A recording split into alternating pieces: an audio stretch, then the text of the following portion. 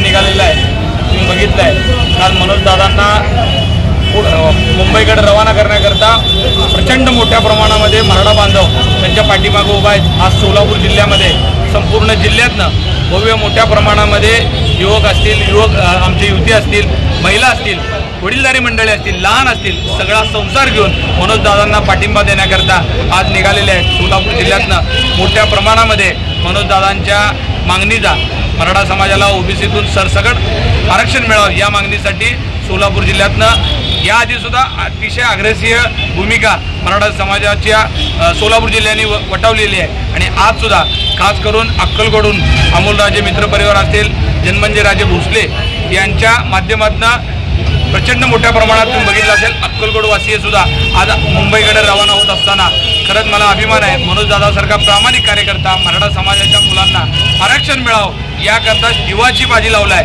आणि त्या बाजीला साथ देण्याकरता आणि गरज पडली तर स्वतःची सुद्धा बलिदान देण्याची भूमिका घेणाऱ्या मनोज दादांना पाठिंबा देण्याकरता आज एवढ्या मोठ्या प्रमाणात मराठा बांधव निघालेले आहेत। माझं सगळ्यांना आव्हान आहे, आपण आज जरी निघाल नसलात तर या उद्या निघा, आंदोलन हे कंटिन्यू राहणार आहे। जरी तुम्हाला जाता आलं नाही तर त्याच्यानंतर तुम्ही जा, जी लोक माघारी येतील, पण मनोज दादांची ही मागणी आपण लावून धरली पाहिजे। आता ही आपल्या समाजासाठी शेवटची वेळ आहे आणि आता आपण सगळ्यांनी एकीचं स्वरूप दाखवलं पाहिजे आणि सरकारपाशी या मागण्यासाठी आग्रह धरला पाहिजे।